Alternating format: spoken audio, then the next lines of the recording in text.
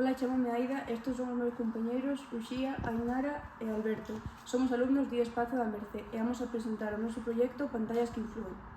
Observando e falando con nosos compañeiros, dímonos conta de que pasan moito tempo diante dunha pantalla. Isto fixo que nos preguntáramos se existe unha relación entre o uso das redes e o benestar emocional do alumnado. Consultamos diferentes publicacións e atopamos numerosa información sobre efectos negativos das redes sociais na saúde mental dos adolescentes. Isto levou-nos a elaborar a seguinte hipótese. O uso excesivo ou comparativo das redes sociais asóciase con maior malestar emocional? Isto agrávase canto menos esa idade do usuario?